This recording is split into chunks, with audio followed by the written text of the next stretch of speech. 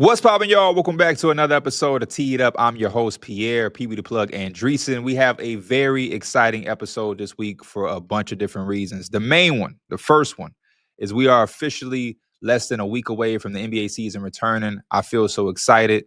I'm locked in. I do want to say shout out to everybody in the Numbers on the Board community that was telling us, like, take some time off, enjoy the off season. This is one of the first off seasons I felt like I've had where I've really able to decompress. I credit that a lot to the procedures that I had over the summer that allowed me to rest up and just kind of unplug for a while. And I think that got my juices back flowing. So I'm feeling like that kid on Christmas week, waiting to open up the gifts and count down the days. And I'm pretty sure everybody else in the community is feeling the same way. The second thing, I'm sure y'all saw on Instagram, it was a day full of love and support that I am extremely grateful and appreciative of. And that was making a Spotify's Radar Creator Program. So shout out to Spotify. Shout out to the entire Teed Up community and my entire team. Shout out to Kat, Maddie, Jeremy, Jamie, Christian, the Enjoy Basketball team, every single person who watches this show on a weekly basis, who retweets and comments and likes on every single reel or post that we throw out there on social media.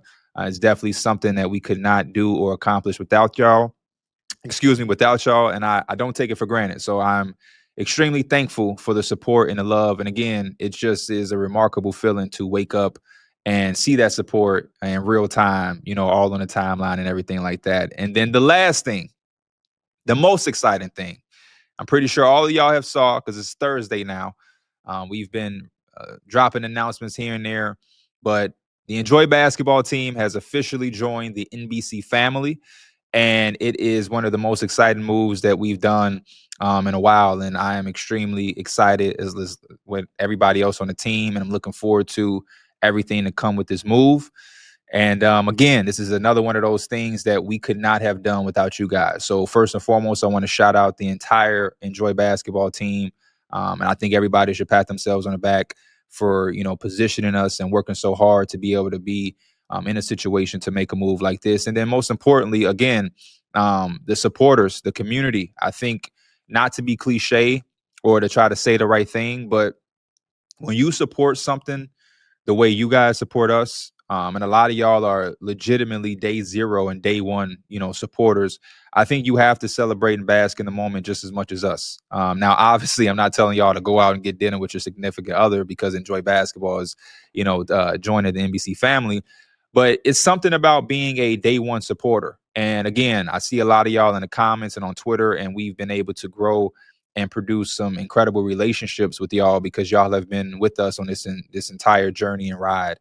And I'm that type of supporter. When I see an artist or a player that I was early on or hip to before everybody, and they start to progress and blow up and get certain opportunities or awards or acknowledgement, I'm one of those supporters that kind of bask in the moment and celebrate as well. Like, I was extremely happy to see Andrew Nimhard on the finals platform doing this thing last summer. I'm extremely, I'm happy when I see an artist that I've been listening to for the past 5 years finally blow up and get, mainstream recognition. So again, not to be cliche or corny or anything like that, you guys should definitely bask in the moment and enjoy this as well.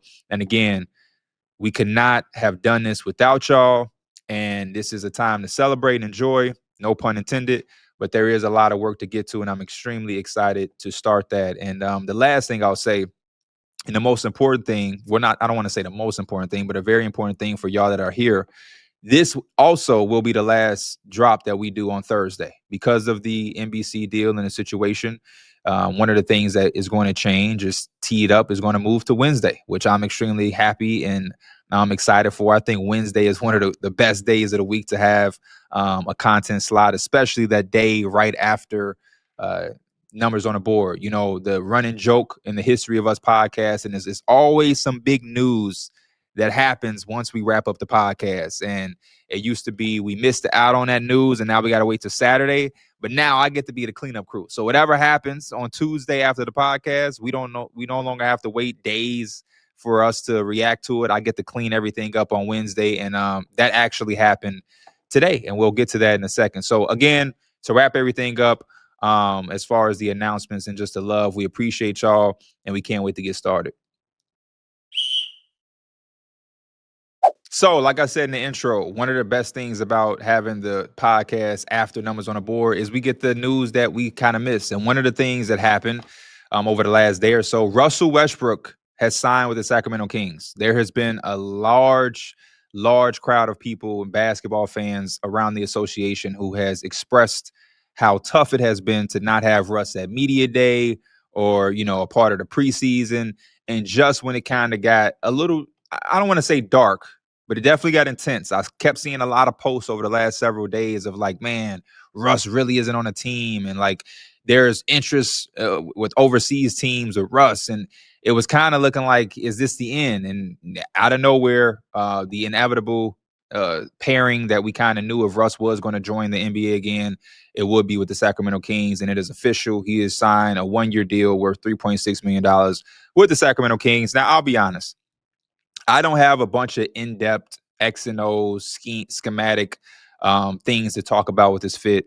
And I think a lot of people will go that route and I'll let them handle that. My excitement and my thoughts are just with Russ being back on a situation where he can play basketball and be a part of the NBA. One of the quotes that I saw from somebody was Kevin Durant when he was asked about Russ potentially maybe joining the Rockets. And he said, Russ is a legend and deserves to have an opportunity to be on a roster. And I agreed wholeheartedly with that sentiment. So my reaction, my excitement, my thoughts is just being able to see a player of Russ's magnitude not have to get, fished out or left behind out to dry and just kind of fizzle out. I think we have to appreciate our legends, even in times where they're not that same player that they once were. One thing about Russell Westbrook that I think we all have to respect, no matter how much you love or hate his game, is that he gives his all whenever he's out on the basketball floor.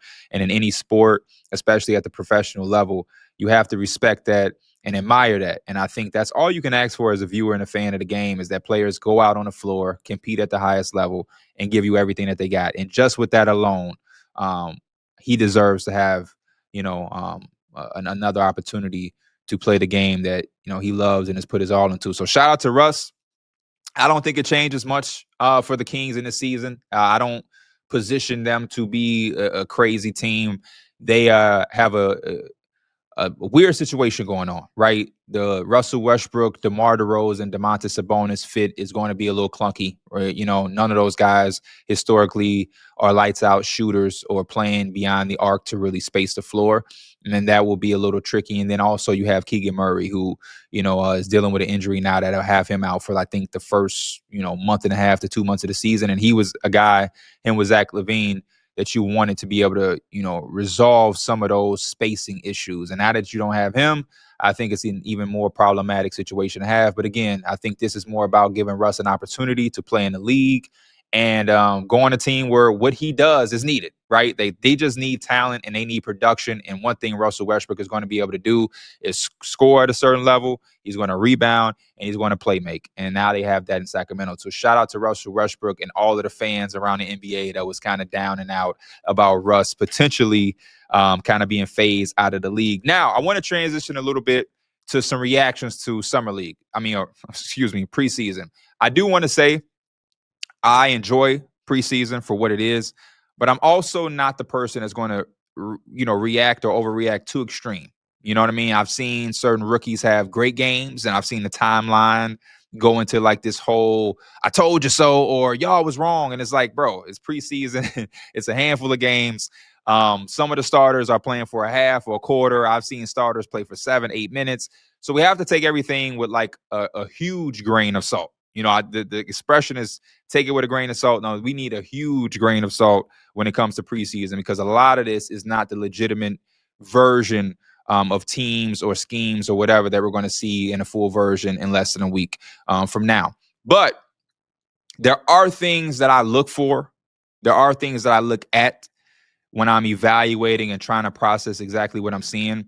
And one of the things that I have seen or noticed that I think that I kind of can get excited about a little bit is Amin Thompson with the Houston Rockets. And more in depthly, I think we all were crushed with the Fred VanVleet injury because we love Fred.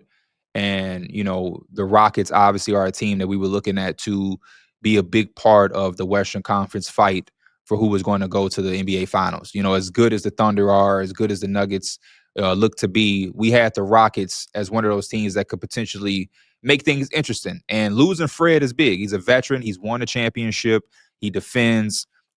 He's a floor general. He's going to organize that team, and then he can also help with the perimeter shooting that we saw him, get hot against the Warriors in last year's playoffs. So losing him was big. But one of the things that I noticed when watching some of these preseason games for the Rockets is now that kind of happened, it's a little bit of a blessing in disguise, because I think it kind of accelerates a little bit of Amen Thompson's development. He's getting a lot of reps on ball as a player initiator and kind of as a lead guard. There are lineups out there with him and Reed Shepherd, but he seems to be controlling the basketball a lot for the Rockets. And a lot of the things that I was looking at was how teams are going to guard him as the primary ball handler and how he's going to attack that now with Kevin Durant, on his roster. Last year was a little bit different, but I think Kevin Durant helps out a lot. And then you also have Alperen Sengun, who is looking to have a major season this upcoming year as well. And I was impressed. Now, there are things that he has to work on, and I think this is going to be a situation we have to be a little patient with, right? Like, being a lead guard in the NBA is not an easy job at all. And he does have a specific skill set that is unique in its own way. And we know the biggest thing is that the outside shot is not one of his biggest, weapons just yet. And maybe never will be, because he's so athletically gifted.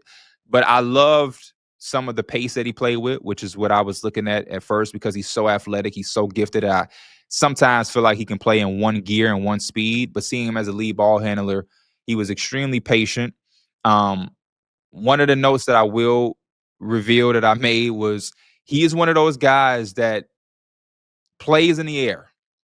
And I think a couple of times in some of the possessions that I saw him in just running offense and in pick and roll was leaving the feet to pass. And I think that mid game, the in-between game is going to be extremely key for him in this developmental phase as a lead ball handler if he's going to continue to progress in this role. Because he's such an athlete and because the outside shot is not a threat for him just yet, there are a couple of times where teams are playing, drop coverage. Well, most of the time teams are going under and playing drop coverage.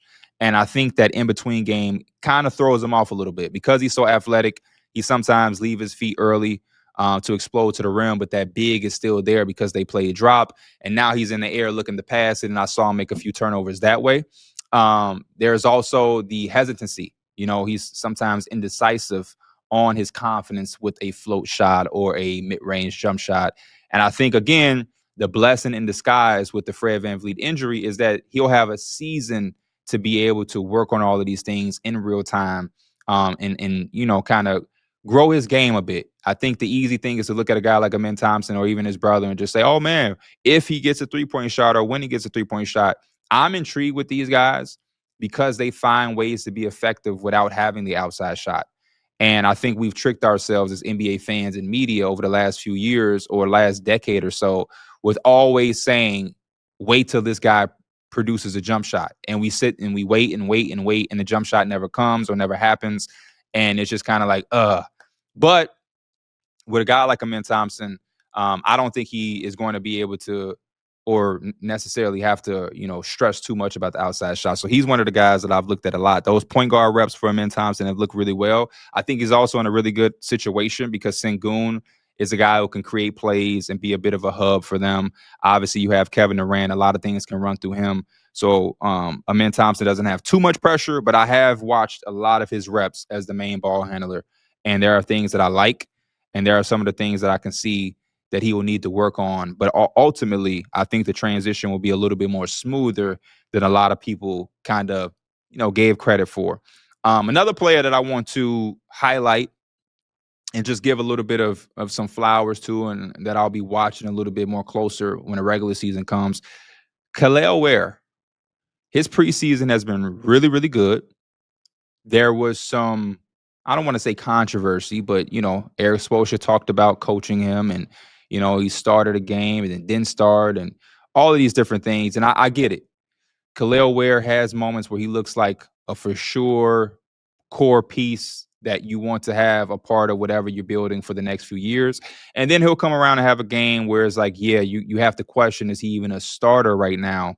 Or, what type of player he is. But what some of the things that I've seen last year, this goes back to even when he was in high school and college.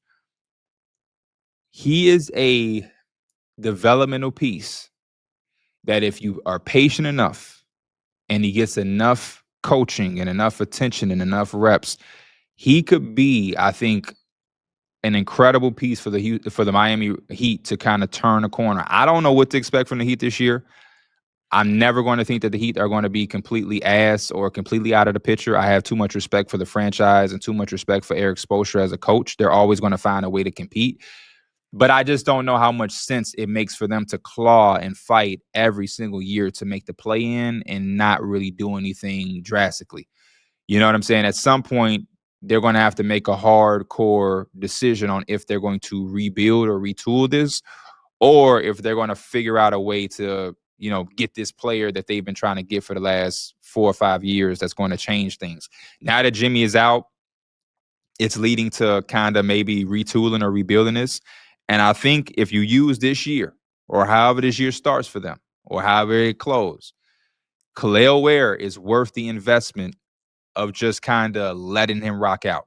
Some of these preseason games, it is just preseason, but I like it because they're letting him rock out. There's games where Ware is shooting a bunch of threes. He's got mid-range shots. He's getting it from the perimeter and trying to attack. He's experimenting. There are some flaws, right? Like, he is definitely easy to be pushed around. A lot of his hook shots or flow shots are kind of away from the basket because he's shying away from the contact. He's still a young player, so you hope to see his body grow and mature over the years or whatnot. But I think in his preseason, and a lot of Miami Heat fans will say over the last, season, he's shown glimpses of different ways for him to be deadly. And I'm waiting for the moment for him to be able to put it all together. And again, I think he's worth the investment for the Miami Heat to patiently allow him to play through his flaws and play through his downs to finally get to a level where he can put it all together. Because if he can, he will be a very dangerous front court player in the NBA. And again, the ability to already be able to play with Bam, to play without Bam, to be able to play from the perimeter, offensive rebounds, lob threat. He's, last year I saw him block a few shots. There are things he's going to have to work on. Processing plays, playing with strength, keeping certain guys off the glass, moving his feet laterally on a consistent basis. A lot of the same things that every young big man has to go through in the NBA. But again, Ware has been extremely impressive to me. And I'm extremely excited and interested to see what direction are the Heat exactly going to take. Whenever I see the Heat in the news or like in the media, people are projecting them to like make these monster trades. And I'm just like, I don't know if a Ja Morant trade, which I don't even think the packages that I see for them to get a Ja Morant would even work. But I don't know if that's the avenue. I don't know if they should go that direction because what they have, it's just not enough right now. The NBA and the way it's shaping up with the teams like OKC and the Nuggets and, how a fully healthy Celtics team looked last year, the Knicks, the Cavs, a lot of these teams are loaded. And some of these teams are young and dangerous and they're kind of stockpiling their situations like the Spurs. So I think if you're going to choose to compete and you're going to choose to continue to go for it, you got to have a little bit more than just 1 or 2 all-star level players. You're going to have like legitimately, 2 or 3 all-star level players with potentially one of them being an MVP caliber player. And I think the Miami Heat, as of right now, as of today, they're a long way from that. And they've kind of missed out on every opportunity to get a Kevin Durant or to get a Damian Lillard or whoever else, the Giannis Antetokounmpo. That don't look like it's going to happen. So if you're not going to be able to acquire one of those guys, you've kind of not been able to make anything happen, even with lesser guys in the last couple of years in the offseason. Everything is shaping up to retool and rebuild. And I have full confidence in the Miami Heat to not have to go through a 5-year rebuild. They're one of those franchises that just need 2 to 3 years and they'll be right back relevant. So Ware hopefully will spark that throughout this organization to say, hey, let's fully commit to a youth movement and let's sacrifice a couple years. And I don't know what that means. I don't know if that means Bam is traded. I don't know if that means Tyler Hero is available. I don't know.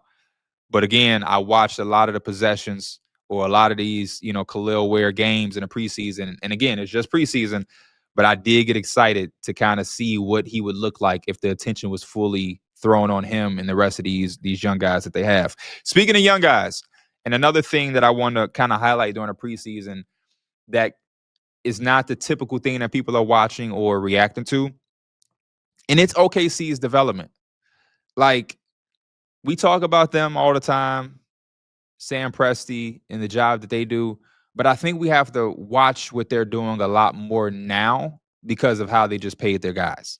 So the Finals MVP and the league MVP, Shea, is already, he's taken care of. He's paid. We know we're going to pay him. But then they went out and they paid J-Dub and Chet. And the reason this is important is because we have heard all of the talk and chatter about these aprons. And so now that you've got those three guys paid, you extended Lou Dort. He makes some decent money for, what he does in his position. You also have Isaiah Hartenstein on that $30 million deal. The OKC Thunder are now going to be one of those teams that they're going to have to manage their money, very tightly. And it's going to, in the next year or so, become a conversation of how they are navigating paying their top three players the max while, still having a competitive team with so much depth. And I think the moves that they have made over this offseason and how they continue to draft, and when you look at the preseason, is why I have the confidence in them to be able to have this dynasty while paying these three players that amount of money. It's because they are able to go out and get a Brooks Barnizer or a Chris Youngblood or a Brendan Carlson and all of these different guys. AJ Mitchell was a second-round pick from last year. They're able to go get these guys that are going to be really good basketball players at low expense. And they are stockpiling these draft picks to continue to be able to do so year in and year out, year in and year out. And it's not it's not the most deepest thing. It's not nothing where I'm trying to sell you that Brooks Brownizer is going to be a big contributor to the Oklahoma City Thunder this year. But I think it's important to watch some of this preseason basketball and to see exactly the reps and the minutes and the opportunity that they're giving certain guys, because please believe the Oklahoma City Thunder are 10 steps ahead of us. And I think their entire success and trajectory and their path to get to where they are now, it reflects that. And I'm looking at everything as extremely intentful. So when I'm watching preseason games and I'm seeing that Brooks Barnizer is averaging 30-something minutes played and Chris Youngblood is one of the top guys in three-point attempts, like, they are fully letting these guys go out and play. And again, I don't think Chris Youngblood is going to be a big contributor this year.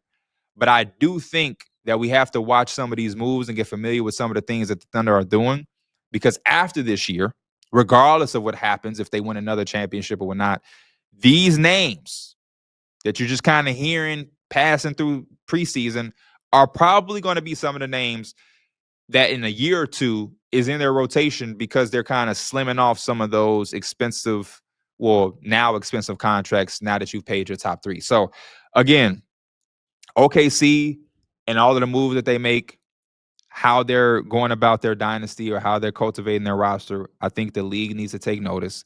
And me, as a person who's just looking at preseason from a different, a different point of view, not necessarily looking for who is leading the preseason and scoring, but just looking at certain things and taking them for what it is. OKC is the rich getting richer. Like, I'm just putting it out there for everybody that's watching. I know y'all hear a lot of the stuff I say and how we say don't overreact to preseason, and you may be seeing some of these guys and like, oh, Chris Youngblood, or whatever. I'm telling y'all now, remember these names. Remember the Chris Youngbloods.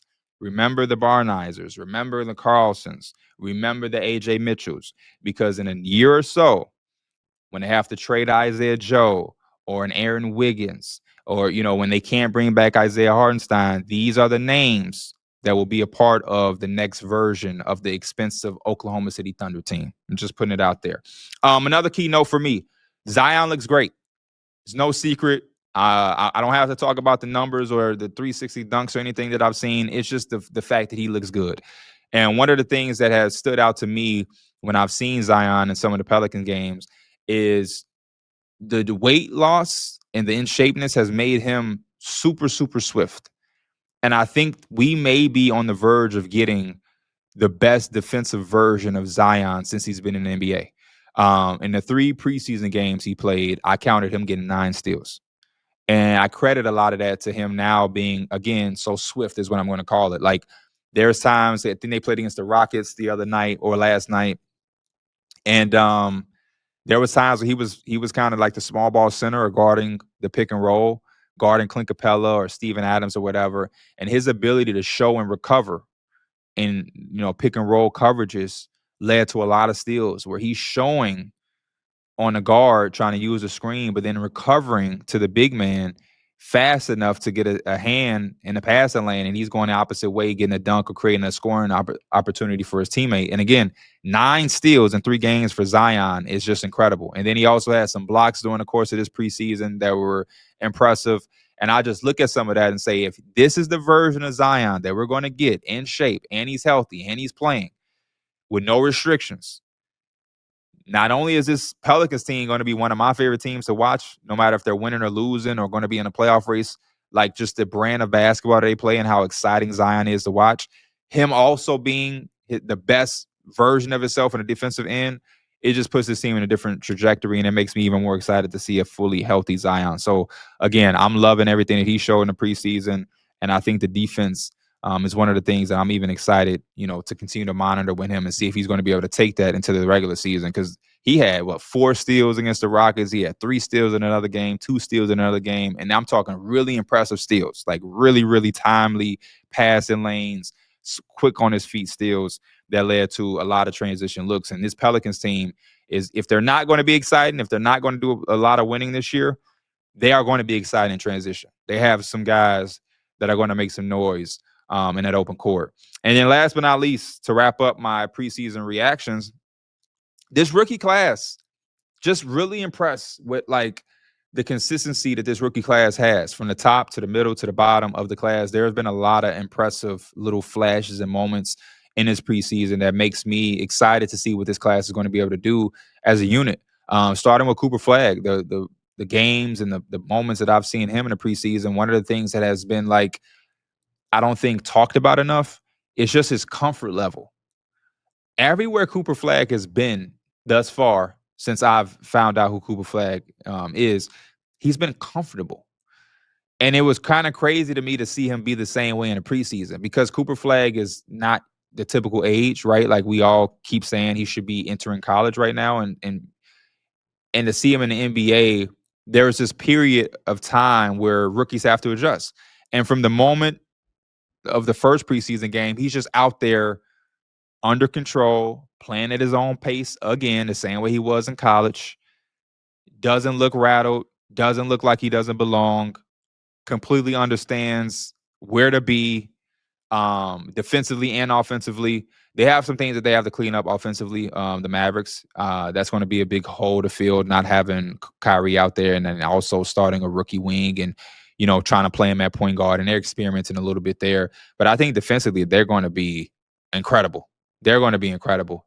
He knows where to be on the floor. He takes up a lot of ground. And then to pair that with Anthony Davis and then also Derek Lively behind the both of them, this is going to be a fun defensive team to watch throughout the regular season, and especially in the playoffs. And shout out to Jason Kidd, who got an extension the other day.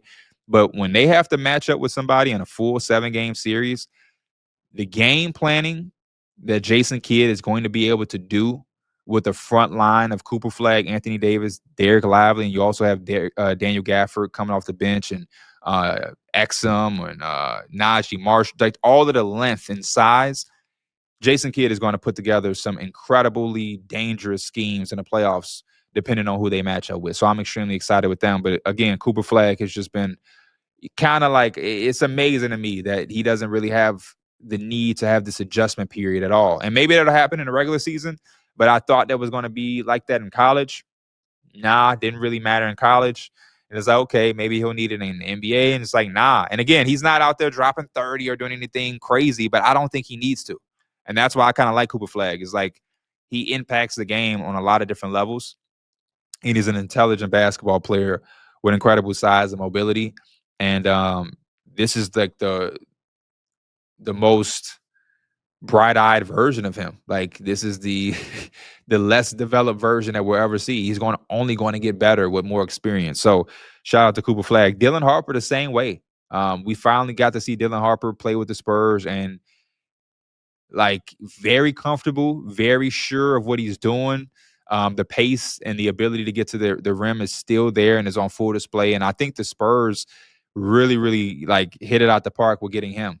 He looks like James Harden 2.0.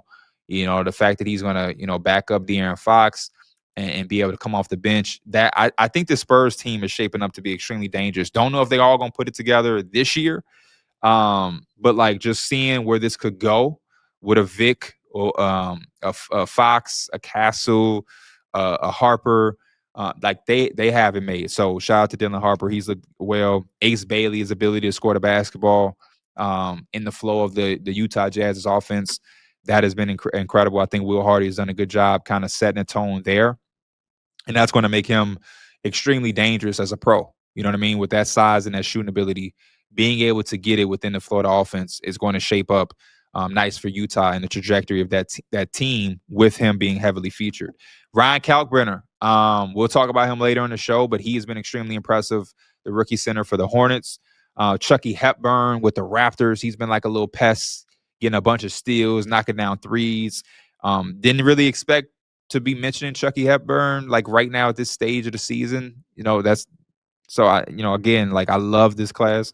And then Jeremiah Fears, he put on like his best game against the Rockets the other night, like really, really playing with good pace, probing in the pick and roll, handling himself well against size. Tari Eason was guarding him for a large part of the game, and it didn't really phase him. And Tari Eason is a man amongst boys and is also, a terrifying defender in certain matchups. And you would think a rookie guard who's given up a lot of size would be affected. And Jeremiah Fears took it on the chin and went after it. And in that second half, he put the Pelicans in a position to potentially win the game. And again, just preseason, but he has shown, just like he did it last year with Oklahoma, when he starts to get his confidence, he turns and morphs into this different level of a player. It's kind of like 2K when you make a shot and then you get another shot and then you get a steal and you get your takeover and you just go crazy. Like that's how Jeremiah Fears is when you're watching him. All he needs is to see one shot and then a layup, and then he gets an assist and he gets a three, and he's just zoned in like, oh, I'm unstoppable. And he did that last night in the second half against the Rockets and almost led to a Pelicans win. And the last guy is Taylor Peter with the Pacers. The Pacers now are kind of in that Oklahoma City Thunder type of realm where they are really hitting on picks from Peter to Ben Shepherd, Jarris Walker, like all over early in the draft, late in the draft. Like they know what they're doing. So again, I'm just extremely impressed with the rookie class thus far. There's a bunch of other names that I'm sure that y'all can mention and give credit to. But this rookie class is off to a great start. Don't know how many of those guys are going to play immediately or impactfully throughout the first portion of the season or through the entire season. But to just show these flashes early on, I think makes huge statements and is showing teams that they deserve to be invested to. So those are my preseason reactions. Now join me, my little bro Christian, the producer of Teed Up. He's joining on to go through some of these hot takes or bold predictions or bold hot takes that y'all have, and y'all submit it on Twitter. Christian, please tell me that they got some real good hot takes, because like we'll post, send your hot takes. So what you think is gonna happen? And I ain't gonna lie, sometimes I'll see some super like it's not even a hot take; it's just being delusional. Well, you have people. A lot of people want to talk about their team. You always mention this, like when you have your Toumani Camara profile picture and you go Blazers top 5 seed and stuff. I tried when I go through these, and Jeremy helped me. It's like I want something spicy enough that it's interesting, but not delusional. But then you know what is worse, honestly, is when it's just like it's not even it's like Magic make the Eastern Conference Finals. It's like that's like they're like the third or fourth best team in the East. That's not interesting. Like either give me a take. You know what I'm saying? So now y'all hear from Christian, the producer, what he's looking for. So if you're not getting your questions answered or whatnot, you now can listen to what he's looking for and meet the criteria so that you can get your question on Teed Up. There you go. What we got, though? But real quick, shout out to you for, the Spotify radar program and just this jump to NBC. I'm just excited for more people to continue to hear your voice. You work so hard. You analyze the game at such a high level, and you're extremely entertaining. So I'm just psyched for you, man. Thank you. I appreciate that. And just so everybody knows, for this upcoming year, I've officially given Christian the keys to tee it up because I do got a lot of work that I got to do. So if you're seeing things that you ain't liking, or if you're seeing things that you're loving, he's the guy. I'm gonna come here and give my opinions, and I'm gonna do what I got to do. But he's the point guard right now, and he's just lobbing. I'm Amari Stoudemire. He's Steve Nash. Just so everybody know. All right, let's see these bold or hot takes. I'll say hot takes. I keep saying bold. Hot takes. So I have the first three I'm going to start with are things you touched upon earlier. Just putting a little bit of an official prediction with it. So I'm going to start with Jan Martinez, who says OKC, if healthy, beats the 73-9 Warriors record. Follows that up with just saying Chet, Hartenstein, Caruso missed time, and they still won 68 games last year. Yeah. That's an interesting one because I want to say yeah, but I also want to say no. But I keep saying the same thing he's saying. The one thing I will say is I think some of the Western Conference teams got a little better. I also think that there are a lot of teams that are going to be playing for something. So I think it doesn't always work like that. Whereas like they won 68 games. And I mean, I'm guilty of saying the same thing where like I've seen people say that they're going to like maybe win like 62 games. And I'm like, I don't know if they're going to lose or win less games. But the 73-9 is going to be tough because the Nuggets, the Rockets, the Clippers, the Lakers, the Timberwolves, the Spurs can beat you on any given night. And a lot of these teams are going to be playing for seeding. So as long as the Thunder are head and shoulders above everybody in the standings, I don't know how much they're going to push to win 74 games. So I'm going to say no. I'm going to say as long as they're number one, I could see them getting around 70 wins, 68 again. But I think it's going to be a different level of intensity because there's more teams that are going to try to like take advantage of this season and having a vulnerable Eastern Conference. Cortez, Core 352.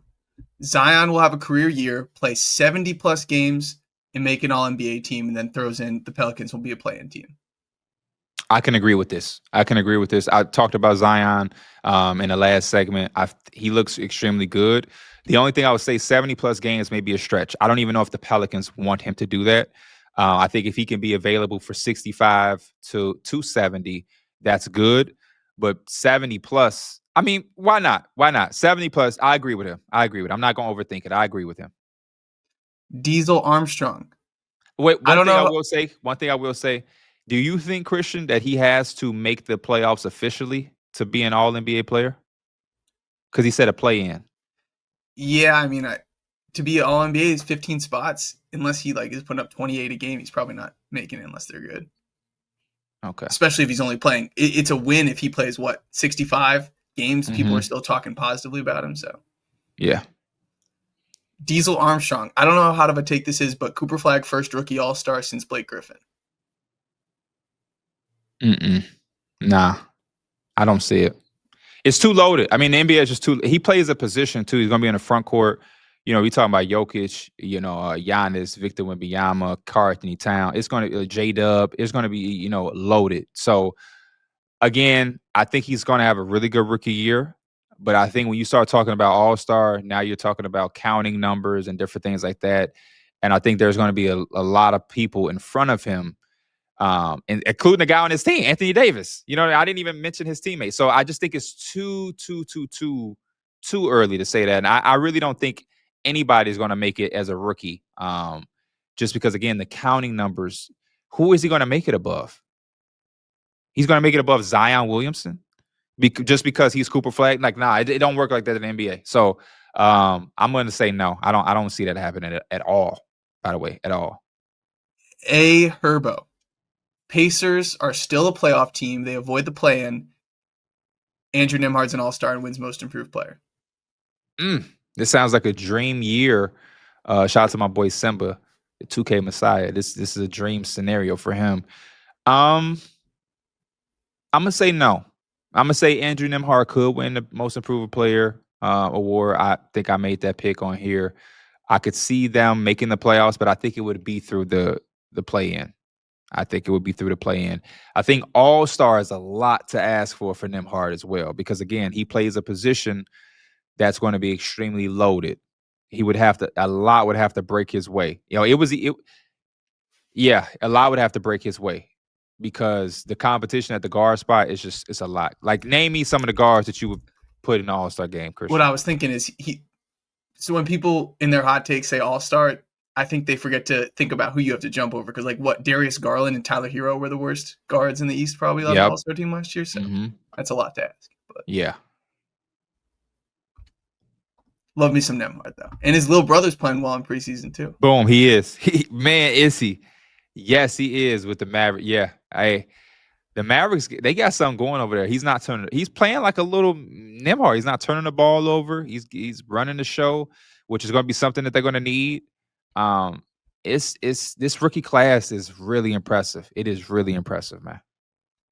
Your boy Hoodie Cam, friend of the program, right? It's my guy, you guys made fun of when last time we had him on for a hot take. But Cade Cunningham wins MVP. Pistons are a top 2 seed in the East, and they make the Eastern Conference Finals. This hot take is a little too hot for me. It sounds like this is Combo's burner account. Cade gonna win MVP, Pistons top 2 seed. Yeah, I can't get behind the top 2 seed. And I think it may be a little premature for Cade to win an MVP. I do think Cade will win an MVP or be an MVP caliber player at some point. I just think that the version of the Pistons are going to be a little bit more better. This one, there's still so much to figure out. This is a SAR full year after missing time last year. Jaden Ivey's being thrown back into the mix. They got some new pieces that they're going to introduce, like Duncan Robinson and Karis LeVert. So my main thing is them continuing to be a playoff team. That's what I don't want to put the expectation too high. I'm seeing people say things like this. I think they have to make sure that last year wasn't a fluke, because we've seen a team like the Sacramento Kings do something similar a few years ago, and then that was it. So my main thing and my main hope for the Pistons is that they continue to build on last year and be a consistent playoff team in the Eastern Conference, and not just have that one year that made everybody buy in and then you fall off, because we've seen this movie before. So I don't want to put it too high. Just be a 6 to 5 seed again, avoid the play-in, and Cade is an all-star again. Maybe Jaden Ivey has a breakout season nobody is expecting, or Jalen Duren. So this one is a little too hot, but I do think in the coming years this could be a reality. This one you're definitely gonna say is too hot, but just for the fun of the episode, let's tell me, like, on any spectrum, if you think this is possible. Frano says Scotty Barnes and Brandon Ingram will propel the Raptors to a top 4 seed in the East, and both will be all-stars. So, yeah, this is very hot. But this is one that, like, I would love. Kind of like how I said my guy 2K Messiah would love the Nembhard one. I love Brandon Ingram, and I'm a fan of Scotty Barnes and his game and the way he plays. Top 4 seed, and they're both all-stars. Number one, like, to have 2 all-stars, that means you top 4 seed, you might have to be the 2nd or 3rd seed. You got to, like, really be crushing it to have 2 all-star wings. This is a year where you're not going to have a Tatum, I guess. That clears up a spot. Maybe the Celtics kind of fall off and you don't have to deal with Jaylen Brown potentially making an all-star. I'm trying to convince myself where I could see this happening. The percentage of this happening out of 100, I'm towards 10. It's just too loaded. It's just too loaded. Like, I can't. It's hard for me to see them both being all-stars. It really is. I'm still trying to figure out how they're going to, play together. I've been seeing in preseason, Brandon Ingram is shooting off the catch again confidently. Maybe that opens up some things. But I'm also trying to figure out the RJ Barrett thing, the Emmanuel Quickley and CMB and Jacoby Walter, Grady Dick. There's a lot. There's a lot going on. I wish they were a team that was, like, looking to make a trade. Cameron Till. And this is another one where you're going to say it's no. Spurs. It's Spurs related. He loves the Spurs. Every time I see him, it's not okay. There were a lot of Spurs ones, but Cameron's is Orlando is the 1 seed if healthy in the East. I like this. This one is hot, but it's not like scorching hot where it's like, bro, what are you talking about? This is nice. I legitimately believe, and I don't want to. We got a segment later where I'm going to talk about 3 of my bold predictions. But I think one of these teams in the East is going to explode. I don't know which one it is, but I think a lot of us are talking about the Cavs, Knicks. And I'm like, the Hawks could just like jump up. The Magic could jump up. I know this isn't the loaded roster the Bucks have, but I like a focused chip on the shoulder Giannis. And I think it may not have superstar players around him, but damn it, I like some of those players around Giannis in his game. You know what I mean? AJ Green in one corner, Gary Trent in the other, Miles Turner spacing. Miles Turner is going to be a better version of Brook Lopez. You know what I mean? Like I like this Bucks team. I like this team, man. I like this team. It doesn't have the talent that some of the other teams have, but damn it, they have Giannis and complementary pieces, and I kind of like it. I'm not always sold off of Boston. I think Boston is like really going to be good, so I can see this one. Is it going to happen? I'm not here to say that I would put money on this, but this is one of the hotter takes that I can kind of have a large percentage of seeing this materialize. Tyson T.Y. Brown. Embiid plays every game outside of the back-to-backs, and the Sixers are a top 3 seed in the East. Wouldn't this be nice? This is also something like I don't look at it from the standpoint that he does, but I've thought about like if the Sixers can hang on and he can play a lot of the second half of the season and they could do what they did a couple years ago when they played the Knicks in the first round, where they like make it through the play-in. Like if you're a top 1 or 2 seed team in the East and the Sixers are able to hold on to a play-in spot, scratching and clawing by their teeth, and Embiid is good enough to play in the postseason, this is not a team I would want to play. This is not a team I want to play. So I don't know about him playing every game out of the back-to-backs. Like, I don't know. I'm not getting my hopes up either. But I have thought about, like, it's going to be hard to tank out of the East. Like, it's some bad teams out East. So that would just position Philly to have this kind of this opportunity to hang on to a play-in spot. And if they can do that, and Embiid can come around in time for the postseason, this team is not a team. I wouldn't want to play a Tyrese Maxey, Paul George, Joel Embiid team that don't have nothing but house money to play with coming out of the play-in.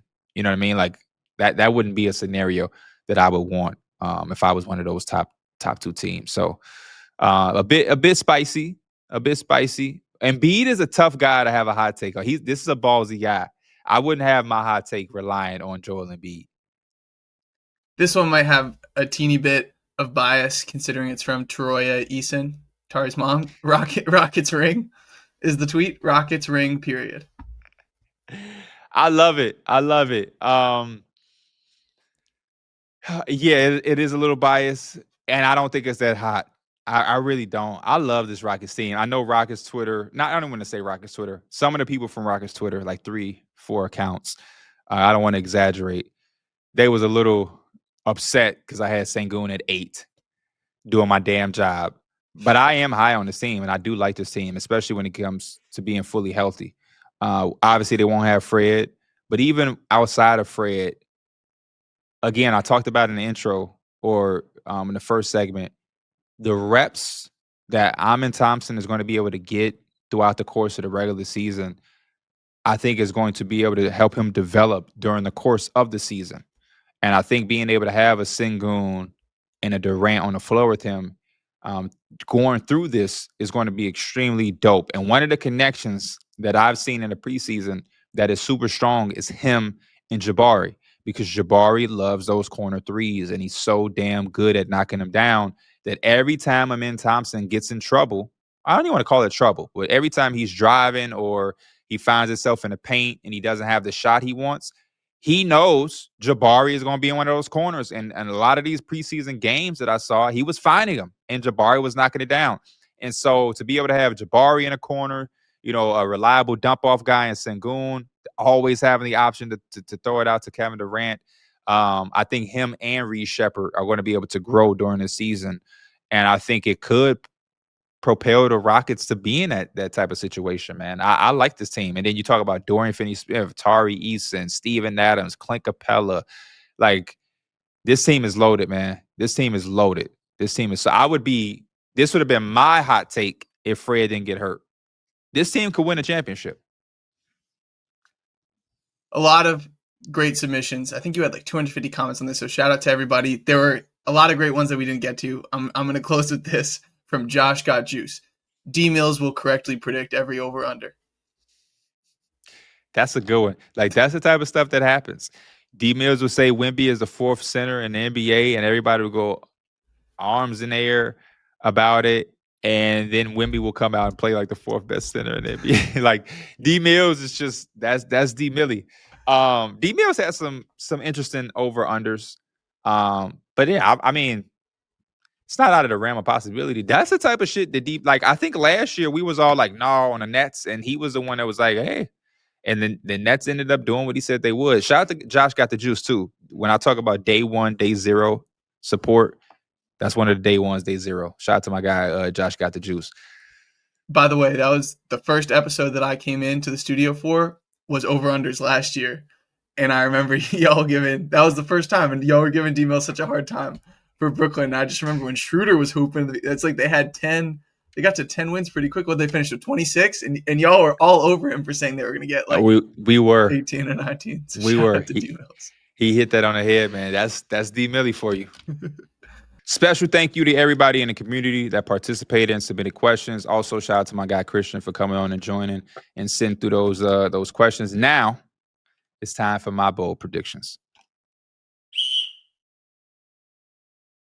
We're going to wrap up the episode with 3 bold predictions for me. I do want to say, like, my bold predictions, my hot takes, they're never going to be like some of the stuff that I see on Twitter or some of the things that y'all put in my comments. I just, when I sit around and try to create hot takes or bold predictions, I don't know. I feel like I just know so much. I feel like I know too much that it doesn't allow me to just say anything outright crazy.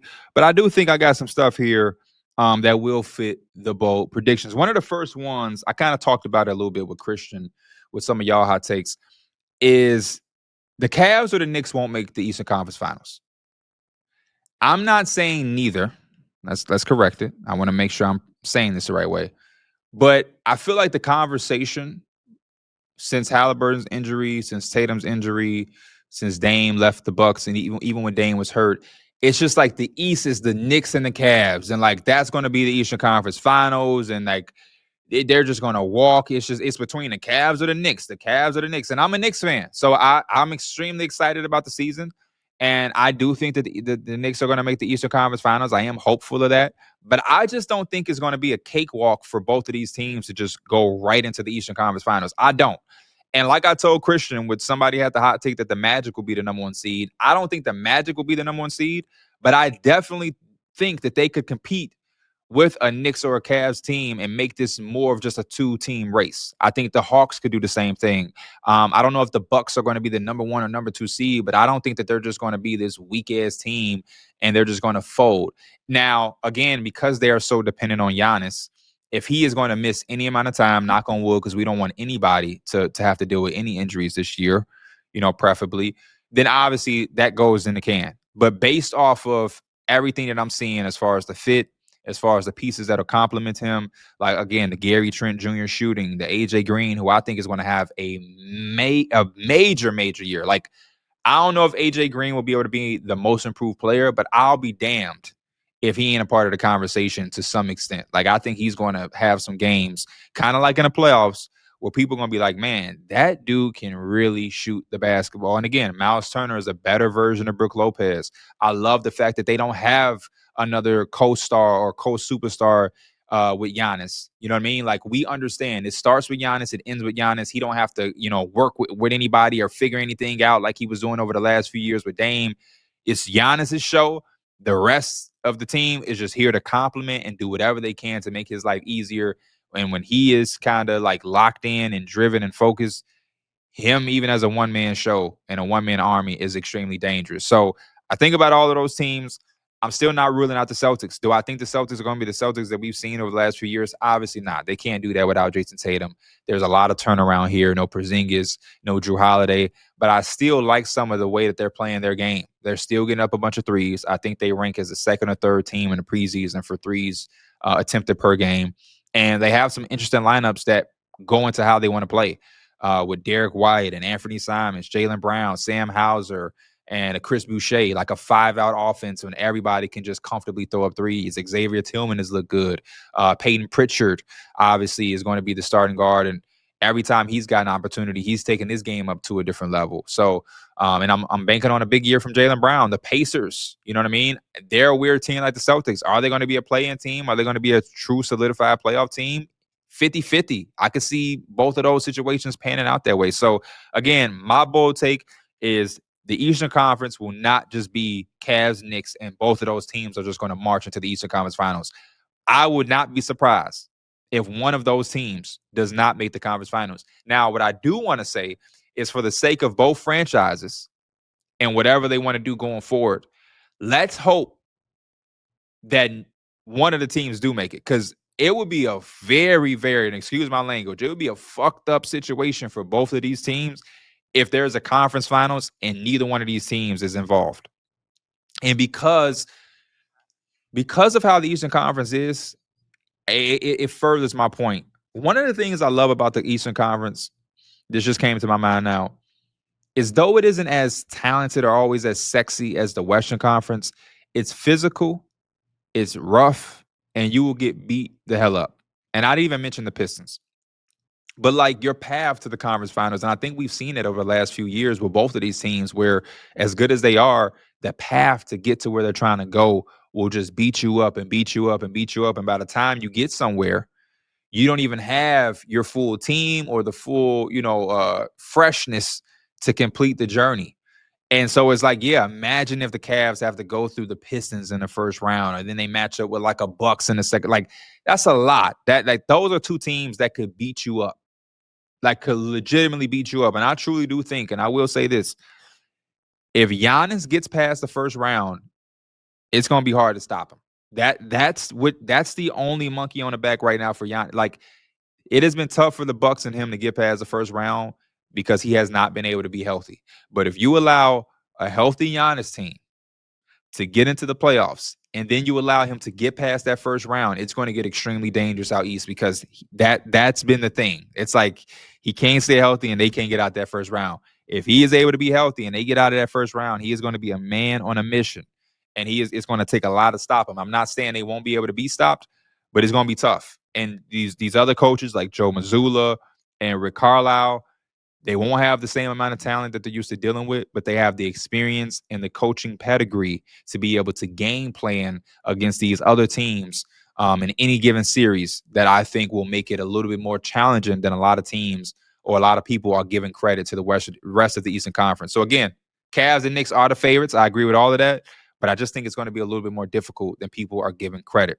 My next bold prediction, one that I love because I like this dude since the moment I seen him in college. I think Ryan Kalkbrenner will be perceived as a steal of this draft. Everything that I've seen in preseason, from even before preseason or before his pro career, he plays the center position the way that I think a lot of teams are always going to want the position to be played. He's going to set hard screens. He's going to control the paint. And he's also going to emphasize second chance opportunities by being a force on the offensive glass. And through his first few preseason games, he's shown that. And I think this is a match made in heaven because they are led by two people and two players who want to get up a bunch of threes. Before Brandon Miller got hurt last year, I think he was averaging 11 or 11 and a half threes per game. LaMelo is a guy that can shoot 10 threes per game. And so if they're going to shoot that many threes, it's going to work really well for Ryan Kalkbrenner to clean up a lot of those misses and those long rebounds like he's been doing in the preseason and getting those second chance, third opportunities. Also, screening and rolling, giving his offense a different type of outlet to play a little bit more effectively half court.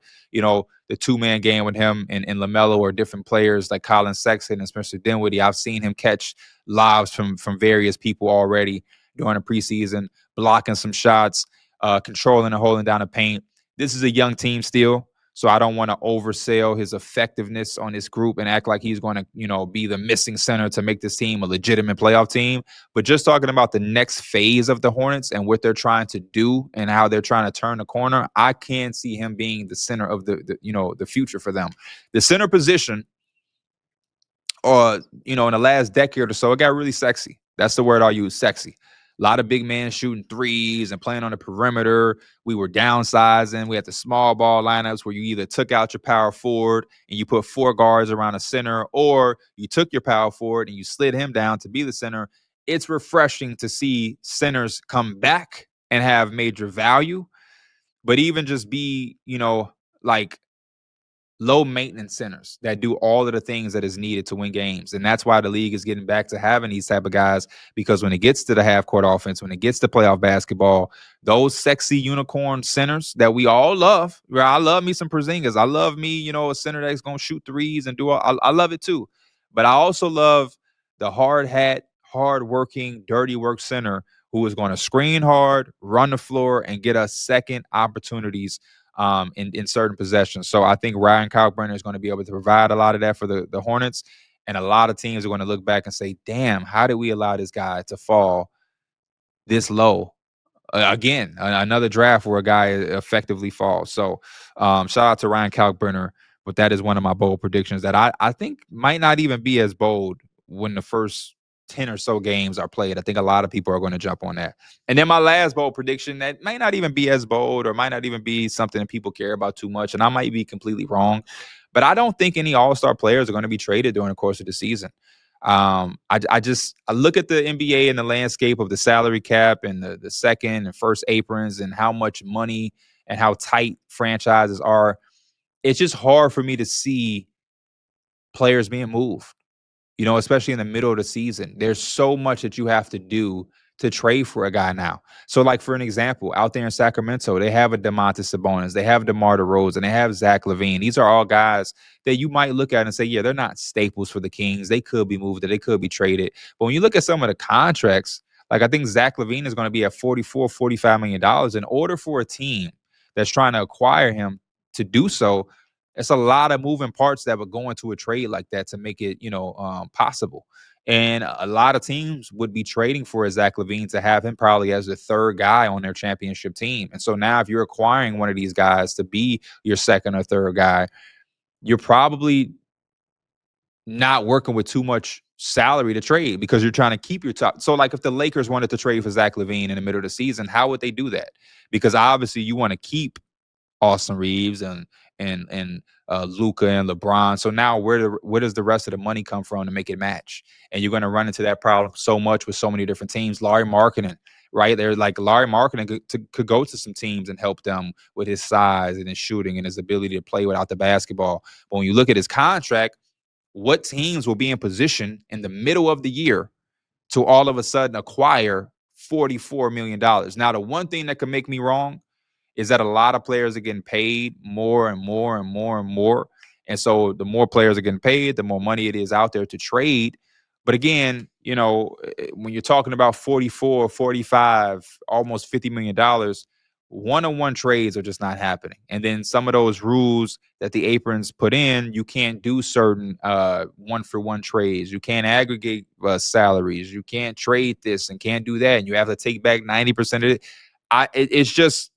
It's making me prepare for a deadline that won't be like last year's, right? And I'm not even talking about the Luka trade, but like De'Aaron Fox was traded last year, and Zach LaVine was traded last year, and there may be another all-star level player that I'm thinking about that got moved, and I just don't think we'll have that this year. Now, I do think that there is going to be moves because there's going to be a lot of teams trying to compete, especially out east. And I could see some high value role players, right? Like if the Pelicans don't have the season that they want, I could see teams knocking down the phone to try to see what's good with Herb Jones. I could see that. But as far as the De'Aaron Fox, like, oh my God, LaMelo Ball traded at the deadline, I just don't see it. Giannis Antetokounmpo at the deadline, I just don't see it. So that's my bold predictions, my 3. Y'all let me know how y'all feel about those. This has also been another incredible episode of Teed Up. Again, I cannot thank y'all so much. We have so much work to get to. This is an exciting moment. I'm super excited for the upcoming season. Appreciate all y'all support. Let's lock in and let's make sure this season is the best season and much better than last year. As always, I'm Pee Wee the Plug, Pierre Andreessen.